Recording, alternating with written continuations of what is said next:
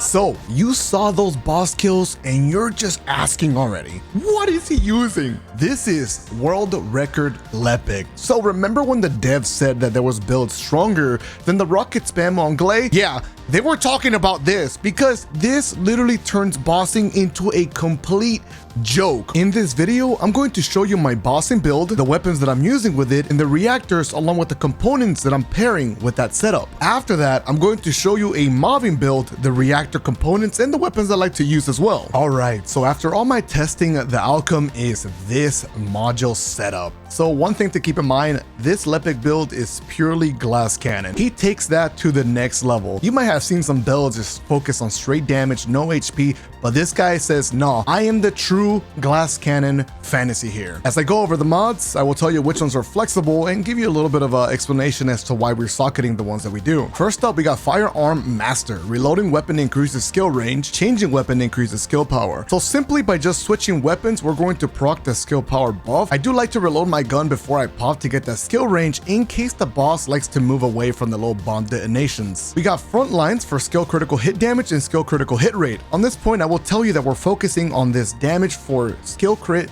and we want the crit chance, we want fire damage, and we want skill power. So that's what we have the counterpart to this: emergency measures, skill critical hit rate, skill critical hit damage. We got enlightenment for the max MP. This is going to allow us to spam a bunch of the Lepic ult attacks. So that is a goal that we have as well. We want a lot of attacks, right? We don't want to run out after like 2 shots. We can shoot out around like 10 or more. This is our first flexible mod, and you can replace this for maximum efficiency. I have more success with enlightenment though. Next up, we got fire specialist. Skill extension so that our ultimate attack lasts forever as we have a bunch of mana on this build. Next up, we got skill insight for the crit hit rate. Dangerous ambush. So you see, as we knock the boss, which will be immediately, they're going to take even more damage from this ultimate attack. It's hilarious. Next up, we got skill critical hit damage. MP accelerant for the skill duration to last longer, plus it's going to give us an MP buff. Last but not least, we got maximized power. Skill power modifier is increased while our cooldown takes longer, but do not worry because most of the time when you're doing the solo bossing,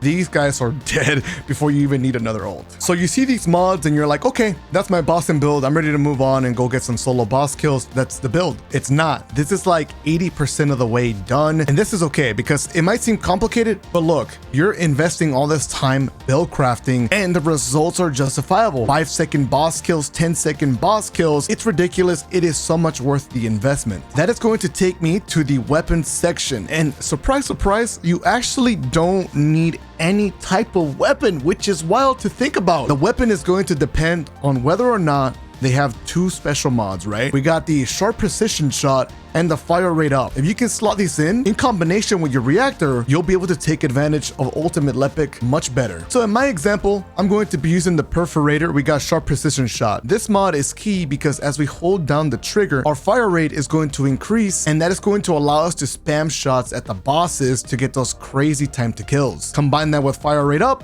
and that's all. I tested a couple different mods, didn't see any other mods really working with the ultimate. So if you find something, do let me know in the comments below. So with that out of the way, let's go ahead and talk about the reactor and external components. Remember, I told you that your reactor is really going to decide what weapon you use. So in my case, it is the perforator. The goal here is that you want to get the tech and the fire skill boost ratio, right? When you're using the weapon that matches your reactor, you're going to get that 160% skill power. But the real magic is straight to the bottom of this reactor. It tells you that you can get Colossus damage and skill critical hit damage. I've gone through countless versions of this reactor with Colossus damage, tick damage, fire damage, skill critical hit rate, you name it. And this was the best one to get those crazy boss nuking time to kills. So if you're looking for some alternative options, I can show you here. You can go for a crit hit rate with Colossus. You can go for tech and Colossus. I did have good success with these, but the consistency and the damage output just skyrocketed when using this one. All right, next up, the external components. So originally I was having issues with mana. It would just run out and the skill cost was too crazy. So shout out to my buddy Clyde,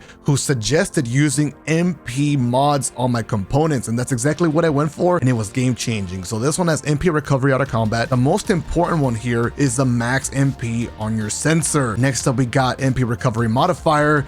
and the last one doesn't really matter. I would say at most you need a max MP in purple. Blue might be able to get the job done with this build, but really all I had is purple, and I think gold with more increased duration would be even more disgusting. As you can see, I'm using a special type of set here. We got the 4 set bonuses, we got the skill cost, which is why we have the mods that we do on our build to bypass this problem, but we get skill power at 26.1% increase, which is incredible, and that is going to help this setup just completely nuke bosses as well. And that right there, ladies and gentlemen, is your world record bossing Lepic build. All right, let's talk about this mobbing build. I have to say this was an interesting challenge because this was a character purely focused on the damage output. He doesn't care about HP, cooldowns, nothing like that, but we had to consider that when making the mobbing build, and I think I hit it. This is super fun. I really enjoyed, and this is because some people really just want to main Lepic. They don't want to change characters constantly. The goal here was to have as much mana as possible, crazy skill cooldowns and skill range while still having a little bit of damage in there. I'll be honest with you, I did experiment with increased efficiency. This seemed to be like the popular one. Many folks in my Twitch chat were telling me, hey Frost, this is cool, and I have to say the fantasy was awesome. Turn into Mega Man, the cannon constantly out, but it comes at a cost, and that's the damage output and the range that it could clear mobs in. I wanted something that felt great, and I started messing around with different mods, and my outcome was regenerative brocking. So chance to recover MP when using the skill. This is pretty much MP collector on crack. As I'm spamming all these abilities, which you want to do in modding setups,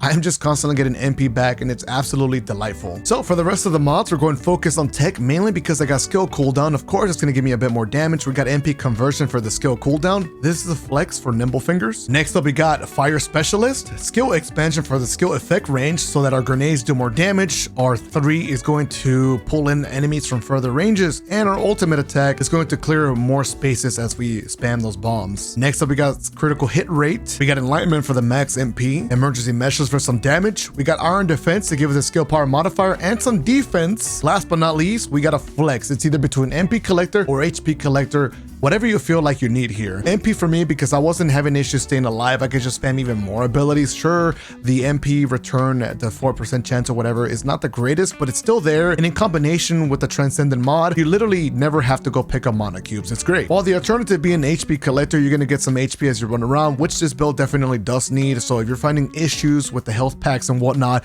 try that mod. It should do you well. Unfortunately, due to gold limitations, I don't have the final mod here, which would be frontlines, to just get a little bit more damage on this build, and that is pretty much it. As for the weapons, we're gonna go with Perforator, Enduring Legacy, whichever one you prefer. I'm still sticking to the fire rate up and the sharp precision shot combination, and we got the reactor as well that's gonna match the specific type that we're going to use. The difference is we're not doing Colossus damage, or we're not focused so much on critical hit damage. Instead, we're gonna go for skill cooldowns and get that tech skill power boost ratio. As close as you can get to that, you'll be fine. As for the components, this is where you have way more flexibility. It does not matter at all what you're using. Go for HP, go for defense. I actually do not care about the set bonuses. All we want is to give a little bit more HP and defense to this character who definitely needs it, considering he's trying to be a world record boss killer. And that right there, ladies and gentlemen, is your mobbing setup on the ultimate Lepic. I do hope you enjoyed watching. Thank you so much for giving this video a chance and your time. I'll see you in the next one.